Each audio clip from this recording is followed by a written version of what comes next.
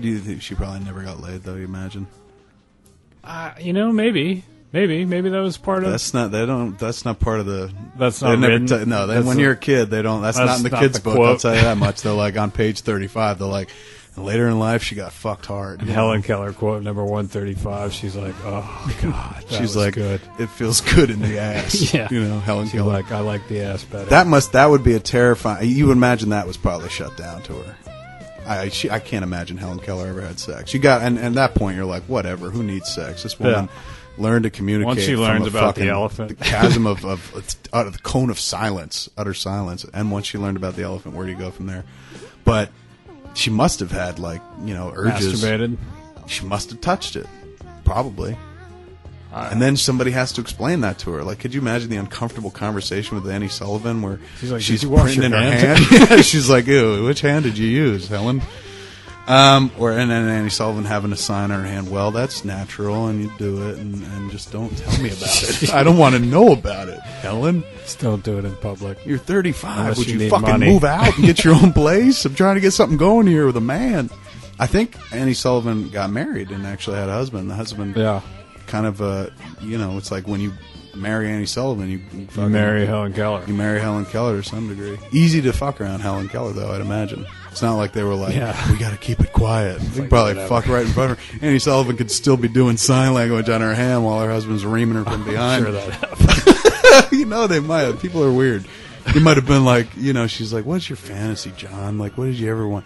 Tell me something you've never done before you want to do, like a three-way or something like that. He's like, I always wanted to fuck you while you did sign language with Helen, right in front of her, but she don't know about it. And then he's like, I gotta get divorced.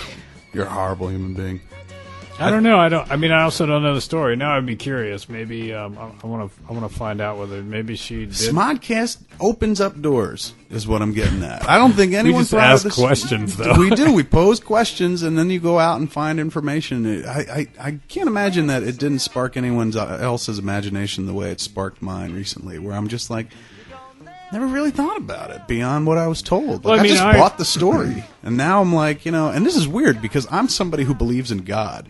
There's more proof that that Helen Keller accomplished the things that she goofy. did, and I'm sitting there going, I don't know if Helen Keller really did learn to speak or communicate, but there is an invisible man who lives up in the air, and he watches all of us, and he created squirrels and me and you.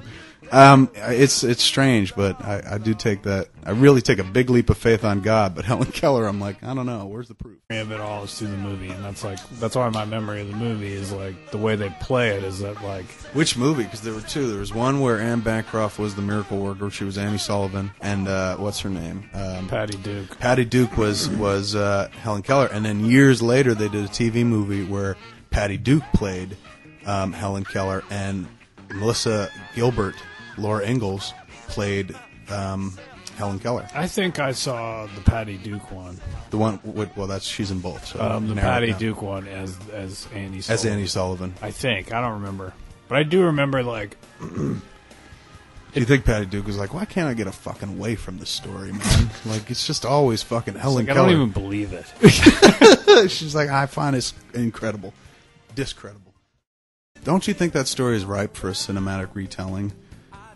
I mean, because now Helen Keller's just a buzzword, or a joke, or literally a punchline. How many kids? It's a know whole that series story? Of jokes. Yeah, totally. It's like Pollock jokes, but all about Helen Keller. Yeah. And I don't know a single one of them right now, but there were a bunch when I was growing up. Because when you were like 9 years old, it was naughty and funny to tell a Helen Keller joke. There's one about her in a well and her hands turn blue. I don't know. What is that? She gets trapped in a well. Is it a masturbation story? No. That's where my head goes. Why would they should make that? They should remake that movie. They should remake it. But do you think kids today would care? They'd be like, whatever, man. I can see weirder shit on the internet. Shit. Yeah, fuck that. Yeah. Fucking, I'm gonna. 'Cause that's what it is. It's just something weird.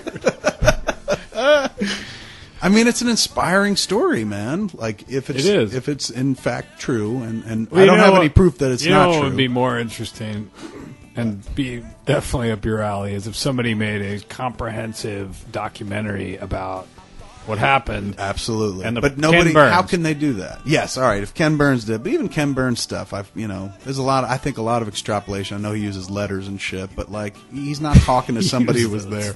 Letters. He's quote, horrible. Don't know if these historical letters, documents. Totally. I don't know if I can't. I think a documentary you need to talk to the person that was there.